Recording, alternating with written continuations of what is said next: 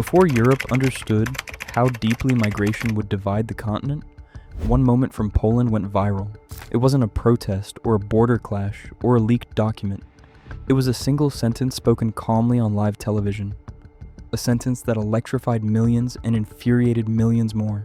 Dominik Tarczyński leaned forward, looked straight into the camera and said, "If you are asking me about Muslims' illegal immigration, none, not even one, will come to Poland. Not even one if it's illegal." To some, it was shocking. To others, it was refreshing. But to Poland, it was simply honest. What made the clip explode wasn't just the words, it was the confidence behind them. In a Europe struggling with border pressure, cultural conflict, and political fragmentation, Poland presented something rare: certainty. And that certainty made Europe ask a simple question: why Poland? Why this country, more than any other, refuses migration from the Middle East? Because here is the paradox that confused the world. The same nation that rejected a few thousand asylum seekers from distant cultures later opened its borders to millions of Ukrainians fleeing Russia's invasion. No quotas. No hesitation, no restrictions. In the first months, some border crossings stayed open all night. Volunteers slept on floors, train stations became shelters, families took strangers into their homes. To outsiders, Poland's behavior made no sense. To Poles, it made perfect sense. Because the story of Poland is not about numbers, it is about identity. An identity built through loss, rebuilt through hardship, and defended at enormous cost. For most of its modern history, Poland wasn't a destination for immigration. It was a country people left. Millions emigrated to Germany, the UK, the United States. Poles knew the difficulty of adapting abroad, the importance of cultural proximity, and the value of shared norms. And they also knew something Western Europe sometimes forgot. Once cultural cohesion breaks, it is almost impossible to rebuild. So when the 2015 migration crisis hit Europe, Poland watched cautiously. There were scenes from Greece and Italy, boats arriving, reception centers overwhelmed. Scenes from Germany, overnight arrivals in the tens of thousands. Scenes from Sweden and the Netherlands, schools and municipalities unable to cope. Scenes from Belgium and France, tensions erupting in neighborhoods already under pressure. And then came the EU's relocation plan. Every member state would take a quota of asylum seekers. Poland's number was small, around 7,000. It still refused, completely. International commentators were outraged. EU leaders spoke of lack of solidarity. Articles accused Poland of isolationism. But inside Poland, public support for the refusal reached over 70%. People weren't rejecting individuals, they were rejecting risk without preparation. Poles believed, rightly or wrongly, that integration of culturally distant groups had failed in several parts of Western Europe, that some governments were afraid to discuss these failures, that the consequences of rapid migration were not imaginary. They were visible. Poland's position hardened further after terrorist attacks in Paris and Brussels. For Poles, who had spent a century fighting for sovereignty, security was non-negotiable. And that is where Poland's second border story begins.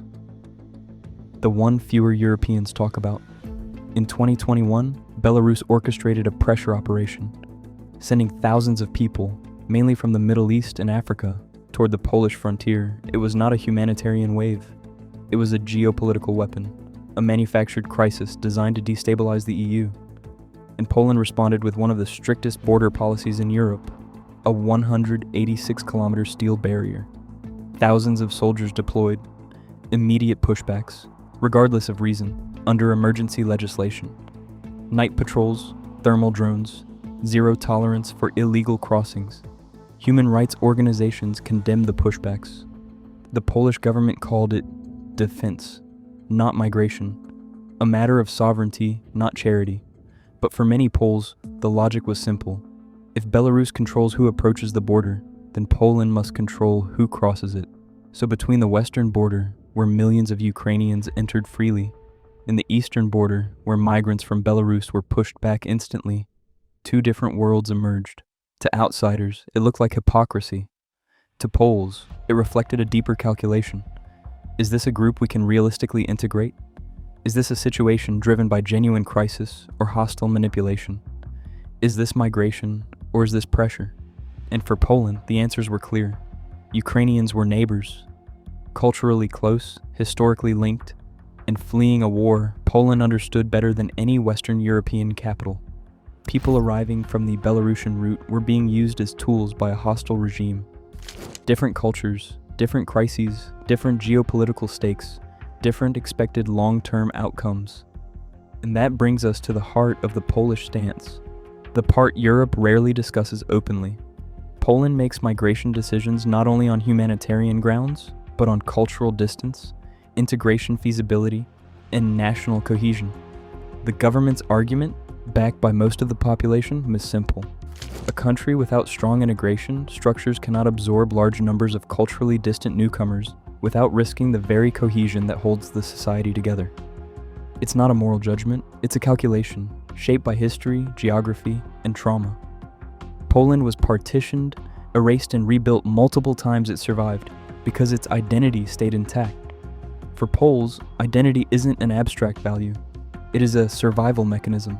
And so, when Poland looks at migration, it doesn't only ask, who needs help?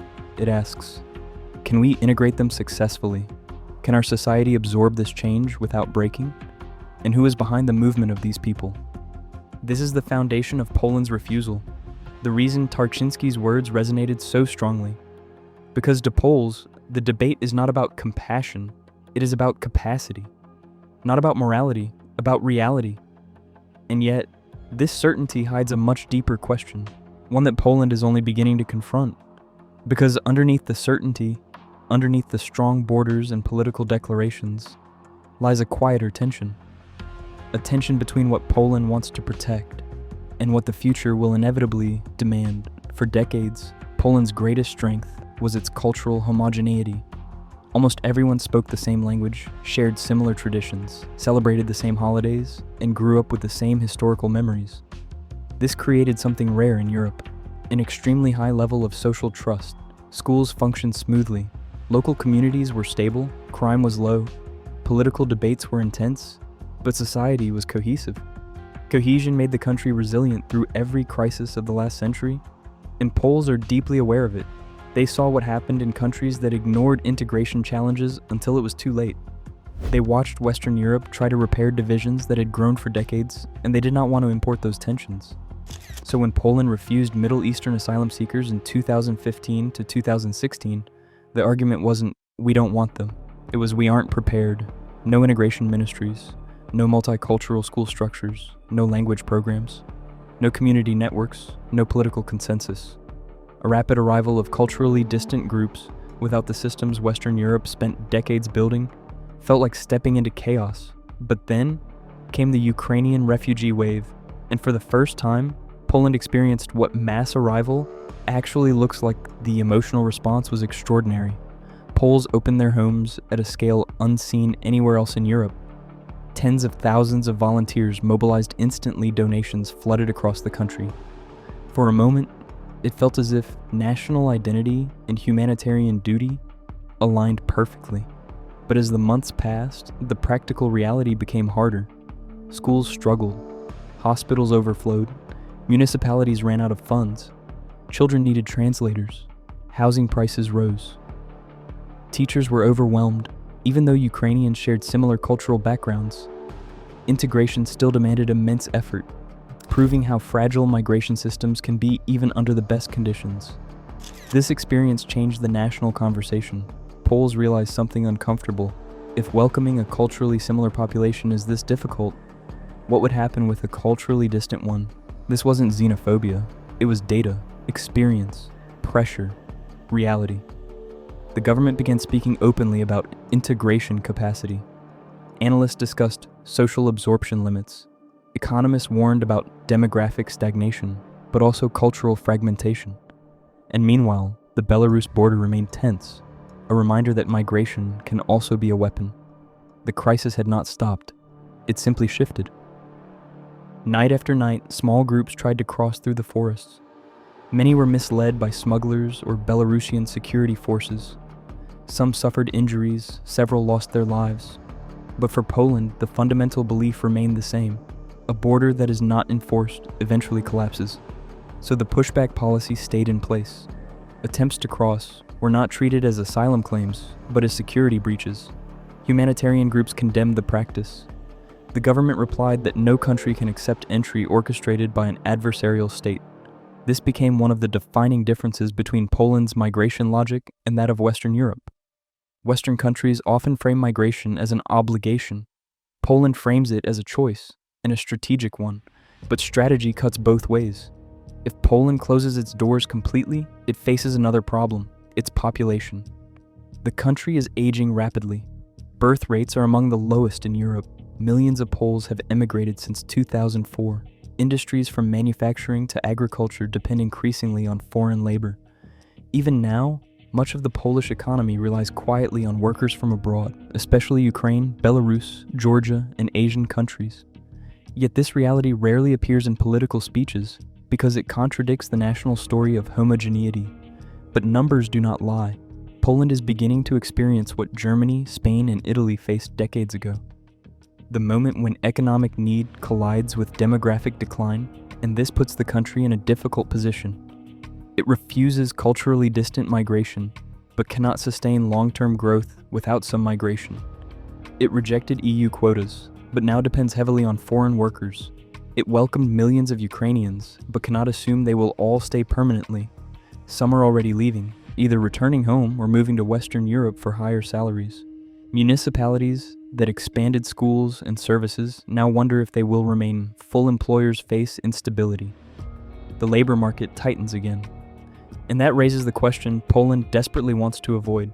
If the Ukrainian population decreases over time, who will fill the demographic gap?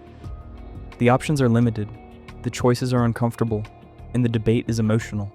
Some argue that Poland should focus entirely on increasing birth rates, but even optimistic projections show this won't be enough. Others argue Poland must embrace selective migration from culturally closer regions, but those pools will not supply enough people indefinitely. A third group argues Poland needs to expand its integration capacity, properly, strategically, before it becomes overwhelmed unexpectedly. But the loudest voices say something simpler. Better to stay cautious now than regret it later. Because for many Poles, migration is not just an economic issue, it's a civilizational one. This belief is not rooted in hostility, but in history Poland was erased from the map for 123 years. It survived only because its culture survived. And when a nation has been wiped out once, it never forgets how fragile identity can be. That is why Tarczyński's viral line resonated so deeply. Not because Poles reject outsiders, but because they fear losing themselves.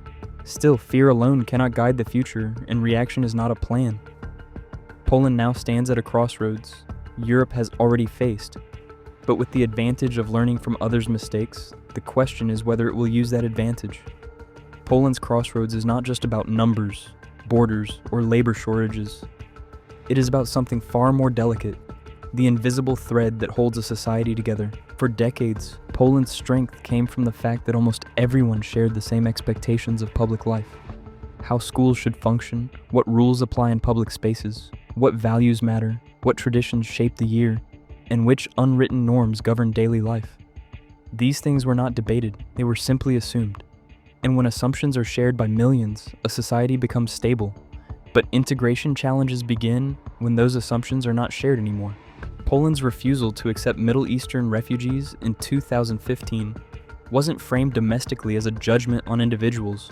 It was framed as a judgment on readiness. Leaders argued that Poland lacked institutions capable of integrating groups arriving with different languages, different social expectations, and in some cases backgrounds shaped by conflict zones. Western European governments had spent decades building integration frameworks, multicultural schools, professional language programs, local mediation systems, and still faced difficulties. Poland had none of those systems. For many Poles, the lesson seemed obvious. If integration is difficult, even with decades of preparation, then attempting it with no preparation would be reckless. The fear wasn't cultural change itself. It was unmanaged cultural change. A sudden shift without community structures to absorb it. A change that doesn't happen gradually or voluntarily, but rapidly and externally. And so, Poland made a clear distinction that shaped its entire migration philosophy. Refugees, who can blend quickly into existing norms, equals manageable refugees who would require large-scale system changes equals risky. Ukrainians fell firmly into the first category. Other groups, based on language, education systems, and very different social backgrounds, did not. This distinction was heavily criticized in Western Europe, but inside Poland, it became a near consensus. Yet even a near consensus cannot stop reality. As months turned into years, the Ukrainian refugee wave transformed from a moment of solidarity into a long-term demographic shift. Millions arrived, but not all stayed. Many women returned home once their cities became safer. Others moved to Germany, Italy, or the Netherlands for higher salaries. Some relocated internally in Poland, creating new demographic patterns in major cities. Municipalities began asking difficult questions.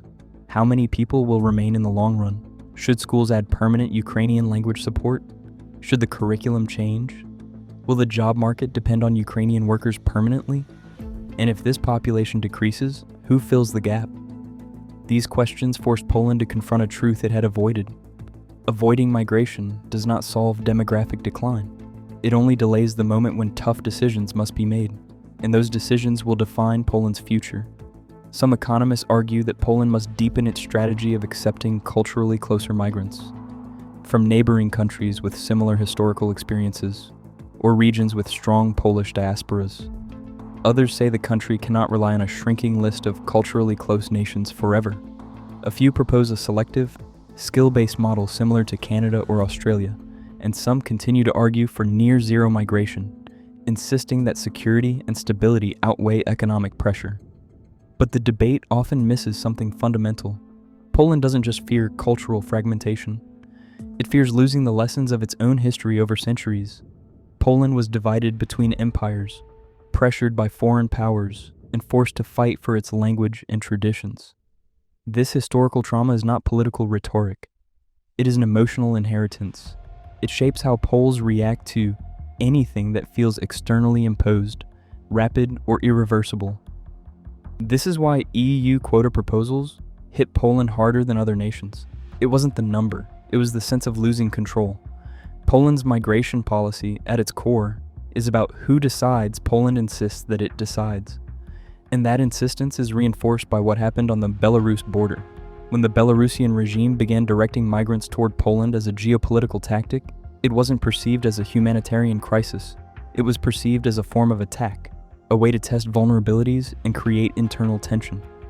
This is why the government labeled the pushbacks as defensive measures, and why society broadly supported them. Poles saw the situation not as an asylum seeker movement, but as instrumentalization of people for political pressure. In that context, the strict border response wasn't about hostility, it was about sovereignty. The belief that a country must control who enters, especially when an adversarial state is involved. But control alone cannot build a future, and that is the challenge Poland now faces. The Ukrainian wave proved two things at once. Poland is capable of enormous generosity. Even culturally close migration strains the system. If this is true, then two uncomfortable truths follow. Poland needs migration. Poland also fears migration. This dual reality produces a national tension that will not disappear. It will intensify. On one side, a shrinking workforce, an aging population, employers warning of labor shortages, economic sectors dependent on foreign workers. On the other side, fear of unmanaged cultural change, fear of Western Europe's mistakes, fear of losing cohesion, a deep historical instinct to protect identity. These opposing forces are shaping every political debate in Poland, even when they are not named directly. The country is proud of its humanitarian response to Ukraine, but careful not to repeat Western Europe's integration struggles. It wants economic growth, but worries about becoming a migration destination. It values cultural continuity, but lives in a world where no country can isolate itself completely. And this brings Poland to the most important question of the next decade. Can a nation remain culturally cohesive without refusing the demographic pressures of the modern world? If Poland stays completely closed, its economy may slow. If it opens too quickly, its identity may weaken. If it opens selectively but without strategy, tensions may grow. If it reforms its integration systems, it must do so in a country skeptical of change. There is no easy path. Europe chose openness, Hungary chose near total closure, Germany chose managed multiculturalism. France chose universalism. The Netherlands now questions its tolerance. Sweden tightened its policies after social strain. Poland watched all of these models and rejected them. The country is trying to build something different. A model that protects cohesion while confronting demographic reality. A model that welcomes selectively but avoids cultural fragmentation. A model where national identity remains the anchor, not a museum piece. Whether this strategy succeeds or fails will define not just Poland's future, but the future of Europe's migration debate. Because Poland's question, how do you protect identity in a rapidly changing world, is the question every society will face eventually. And the answer may determine whether Europe remains united or becomes a continent of parallel realities. That's the end of today's video. If you liked it, don't forget to watch the next one.